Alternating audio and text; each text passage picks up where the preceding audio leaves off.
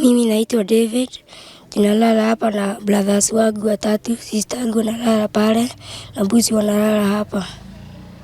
Mbuzi wakati mwingine wanapiga makelele hapa hadi hatuwezi kulala.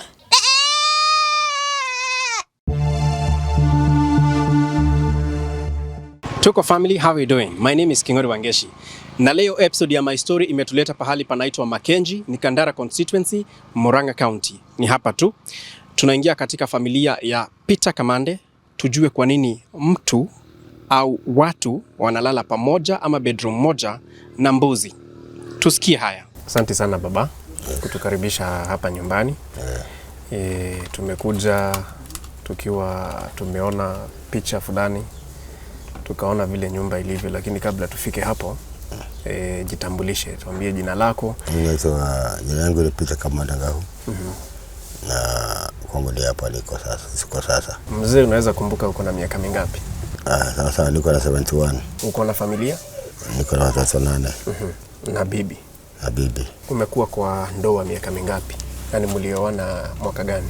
2021. 2001. Ndio ulioa. Sasa picha niliyoona ni ya nyumba ikiwa na mashimo. Na pia nikaona kwamba mnalala pamoja na mbuzi wenu. Ni kweli, sababu nyumba ni kidogo. Alafu sina uwezo wa kukaa vizuri vile kulivyo. Kulingana na maisha vile ilivyo. Mzee, unafanya shughuli gani ili kuweza kupata unga wa kila siku? Mimi naenda kusuni, nasabuta kuni naenda nauza 200, narudi nyumbani. Sasa asubuhi naamka nikiwa sina chochote. Sasa ndio mambo mengine yamenishinda. Na watoto wanasoma? Watoto wanasoma. Hata mmoja ako high school, anasoma ngao na huko Keumo. Lakini yuko hapa sasa. Na school fees unalipa namna gani? Napanga tu kidogo ili napata hivyo. Chakula peke yake ndio unapata kila siku ama namna gani? Chakula peke yake ndio unapata kila siku, na sio lazima nipate ya kutosha sisi. Kwanza unaweza kufanya kazi na mkono. Sasa ikiwa namna hii mimi sifanyi nikafanya kazi. Sasa yani nategemea kijana wangu ndio anataka natafuta rapo yake. Kila anapata kunyanyulia sisi unga yani hiyo kilo moja. Wakati ulikuwa unaanzisha familia, ulikuwa na ndoto kwamba mtaishi maisha ya aina gani? Hapo mbeleni siku nafikiri kama itakuwa na maisha kama hii. Najua sasa mtu akiwa kijana anaona kama maisha yataendelea tu vizuri. Lakini unajua kama ujukuu kama unajua kama iko mbali utafika, yani maisha yabadilika. Ni nini kilifanya mkachukua hatua ya kuweka mbuzi katika nyumba ambayo mnalala, chumba chenu cha kulala? Hiyo kilifanyika ni kuongeza ukaona sasa ukisiweka nje ulale, asubuhi kiamuka utakuta kitu chochote. Itakuta zimeibiwa. Sasa nilikuwa na kuku wakati mwingine ilisarau kwa nyumba. Hii nyumba imekaa hapa miaka mingapi? Miaka na chini sema 84. Hii nyumba ni ya 1984. Imekaa sana. Mambo ya hii familia ulijuaje, kwa sababu wewe ndio contact person wa hapa? Ulijuaje na mbona ukasema ni ya umuhimu tukuje tuangazie vile wanavyoishi? Mambo ya hii familia nilijua, nilikuwa nimetembea kwa hiyo shule yao mahali watoto wanasomaga. So wakati nilifika hapo nikakuwa so interested kwa sababu kuna kijana kao kadogo kanaitwa Kamande. So nikakuta ile nguo amevaa yote imeraruka na hata nyuma yote hakuna kitu. So I got interested na kutaka kujua ni nini inaendelea na huyu kijana. So nikauliza huyo mtu wa kitchen, ndiye akaniambia hata wacha huyo ni mzuri, ni nguo hujaona vidole. Akaniletea mtoto karibu na mimi, ndio nikamwona hata vidole venye yako.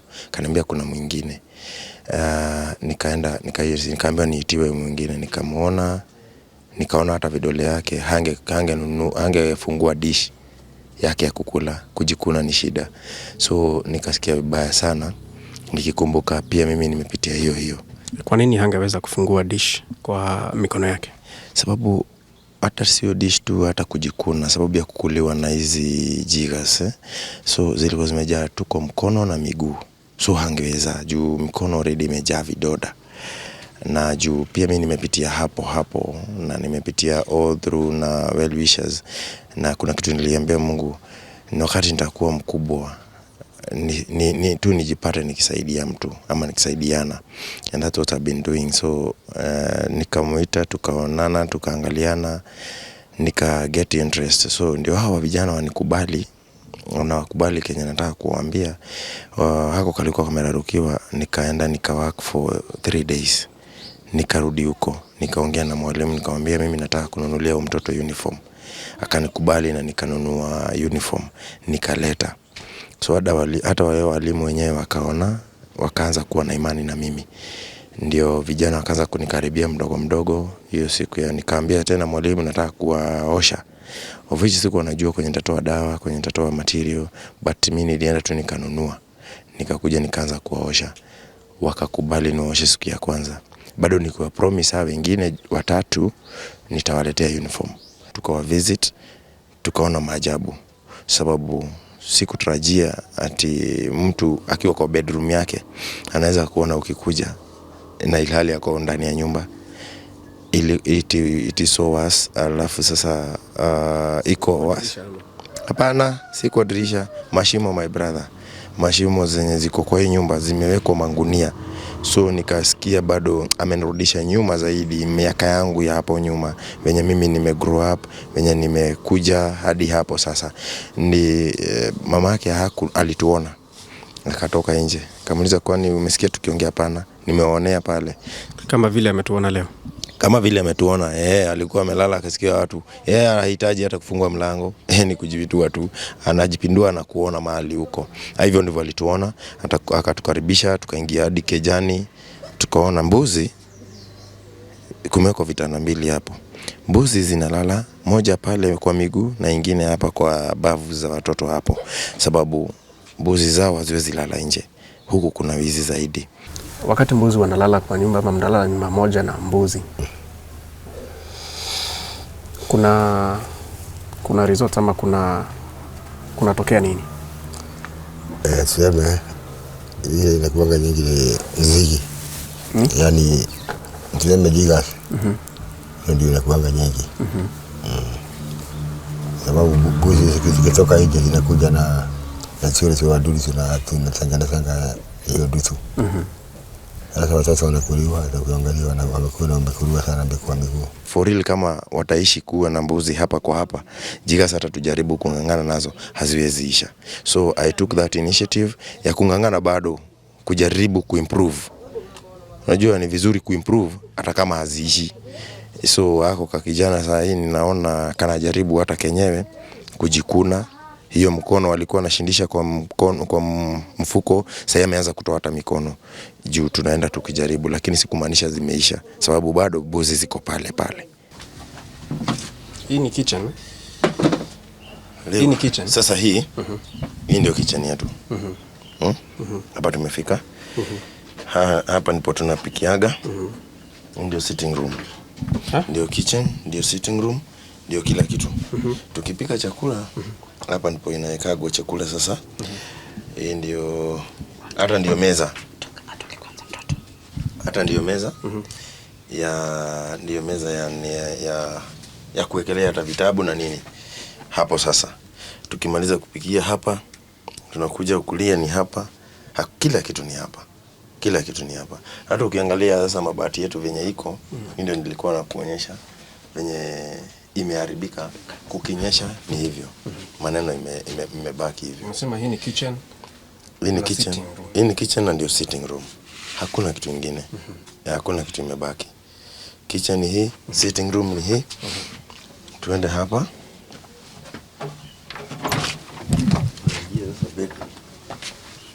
Bedroom yenyewe. Hapa sasa ndipo mbuzi zinalala hapa.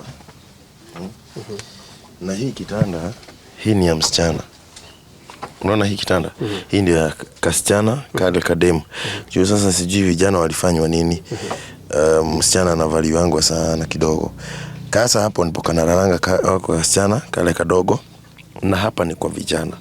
Juu hakuna blanketi, sisi tunaangushanga manguo na watu wanalala hapa. Kuna vijana 3.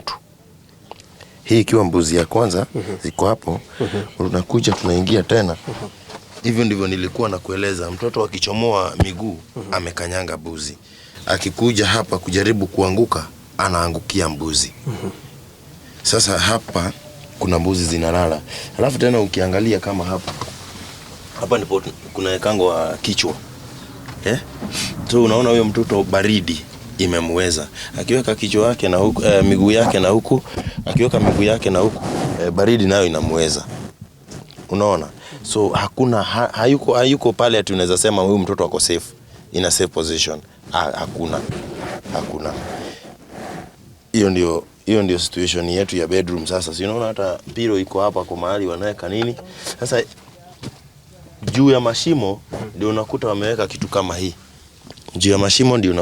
kitu kama hii. Wajaribu tu kuweka mahali kuzuia baridi mahali kichwa iko tu peke yake. Lakini huku kwingine hawana haja na huko kwingine. Ukiangalia mattress iko nje. Hakuna mattress. Mattress ni hizi nguo. Kutolewa imetolewa. Hakuna mattress. Mattress ni hizi nguo. Si unaona hii ni mbao hii. Sasa ikiwekwa hivyo nguo, hata ulale, unaona hii ni mbao na hii ni mbao. Hii nayo ndio blanketi bana. Hakuna kitu kingine iko hapo. Maneno yetu imefika hivyo. So hatuna nini ama nini. Hivyo. Ni wangapi wanalala hapa? Hawa wanalala watu 4. Hapa hata ni 3. Hapa vijana 3. Pale ni kasichana pekee. Na msichana pale. Huyo msichana wa ako class? Au kasichana kako class 3. Kako class 3. Na sasa huyo mwingine mwenye amefunga shule, huyo naambiwa ko high school, wakati amefunga shule kuja wanalala pale wakiwa 2. Tusichana 2 na vijana wanalala hapo wakiwa 3. Tuko family, this is a dire state of need. This is where they sleep. Currently they don't have a mattress. I want a mattress because I think there are 2 blankets. This one and this one also acts as a mattress, as you can see. The rest are old clothes that they use as a mattress. That's why we are here today, to try and change this story with you. Allah? Yeah, now ndio bedroom ya wazazi. Hii ni bedroom ya wazazi? Yeah. Bedroom ya wazazi. Sasa mama alikuwa anatuonea wapi? Mama alikuwa anatuonea hapa. Pale kwa ile shimo. Kuna shimo hapo alikuwa anatuonea hapo. Oh. Na hii ndio dirisha. This is the window. Mama alikuwa anatuonea hapa kwa hizi mashimo. Tukija ukipita hapa na kuona. And all over there are holes all over in the wall, this mud wall. Na pale mashimo kwa kitanda. Na pia hapa they don't have a mattress as well. They also do not have a mattress. And they're taking care of their children. As you can see, they don't have a mattress. Mimi naitwa David. Tunalala hapa na brothers wangu 3, sister yangu nalala pale na mbuzi wanalala hapa. Mbuzi wakati mwingine wanapiga makelele hapa hadi hatuwezi kulala. Lakini binadamu hafai kuishi hivyo, sivyo? Sasa sio kupenda kwangu. Ni vile maisha yalivyo. Unajua mtu anakanga kulingana ile uwezo wake anaye. Siwezi kwanza kukaa vizuri, lakini sasa hata nikipenda kukaa vizuri na sina uwezo nitafanyaje? Sina kati bure Mungu ameniweka. Na kwa hivi sasa huwezi fanya kazi? Kwa hivi sasa siwezi fanya kazi, maana yake niko na mkono wangu ya kujika. Wewe ungetaka msaada wa aina gani kama mzee kiongozi wa familia? Ningetaka mimi kanyumba tu kijengewe kanyumba tu. Haya mengine tajileta nyumbani.